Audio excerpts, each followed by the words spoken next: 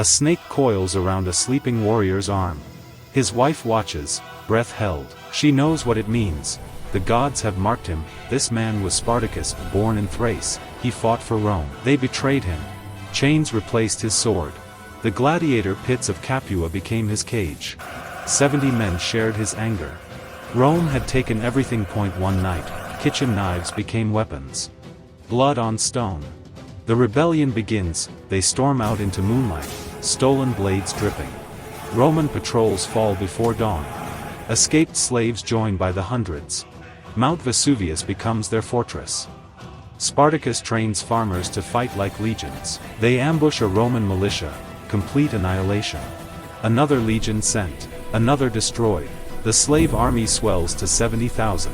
They march through Italy like wildfire. Villas burn. Chains shatter. Roman senators can't sleep. This wasn't supposed to happen. Rome sends Crassus, the richest man alive. He doesn't care about honor. Only victory. He crucifies deserters along the Appian way. 500 crosses. A message written in corpses. The armies meet in southern Italy. Dust chokes the air. Spartacus knows retreat is impossible. He kills his own horse. No escape, only forward. He carves through Roman lines like a storm. His gladius finds throat after throat. Crassus watches from behind shields. Spartacus fights toward him. So close. A spear takes his leg. Another in his back. He keeps swinging. The slave army breaks. Spartacus falls, still facing forward. 6,000 survivors crucified along the road to Rome. Crosses every 40 meters for 200 kilometers. Crassus thought he won. But slaves across the empire whispered Spartacus's name. One man showed Rome could bleed. That fear never died. Even today, his name means defiance. But if you think one man terrifying Rome was impressive, wait until you meet the warrior who made an entire empire abandon a country. A chariot cuts through morning fog. Red hair streams behind the driver. Roman blood still wet on the wheels. This was Boudica, queen of the Iceni. Her husband ruled eastern Britain, ally to Rome. When he died, Rome took everything. They whipped Boudica publicly, violated her daughters, stole Iceni land. The message was clear: barbarians have no rights, just resources to exploit. Boudica stands, back bleeding from Roman whips. She raises her arm. The tribes answer. Tens of thousands gather under her banner. They march on Camulodunum, Rome's British capital. The city has no walls. Colonists beg for mercy. There is none. Every Roman dies. The temple burns for days. Boudica moves to Londinium, modern London. Romans flee by ship. Those who stay face British fury. The city becomes ash. Verulamium falls next. 70,000 Romans and their allies dead in weeks. Britain runs red. Nero considers abandoning the entire island. One woman brought Rome to its knees. Paulinus returns from Wales, Rome's best general. He has 10,000 disciplined legionaries. Boudica commands 230,000 warriors. The numbers don't matter. Paulinus chooses the battlefield carefully. A narrow valley, forest on both sides. Roman shields lock into testudo formation.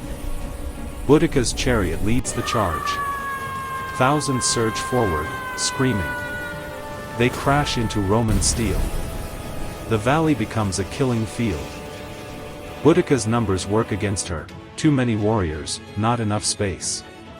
Romans hold the line. Push forward. The British retreat turns to rout. Wagons block escape routes. Families watching the battle become victims. 80,000 Britons die. Boudica drinks poison rather than face Roman chains again. They never found her body. Some say her daughters buried her in secret. Rome stayed in Britain for 300 more years. But they never forgot. Never fully trusted the island. One queen's rebellion changed how Rome treated conquered people. Modern Londoners walk over ground she burned. Speaking of people who refuse to bow, let me tell you about the farmer who became Rome's worst nightmare. A shepherd watches Roman legions march past. He counts their numbers, memorizes their formations. They have no idea who's watching. This shepherd was Viriathus, Lusitania, modern Portugal and Spain. Rome wanted it. Viriathus's people wanted freedom. Roman general Galba promised peace talks. The Lusitanians came unarmed. Galba slaughtered 9,000. Sold survivors into slavery. Viriathus escaped. He returned to find his village erased, that he stands before scattered survivors. Follow me or die, Roman slaves.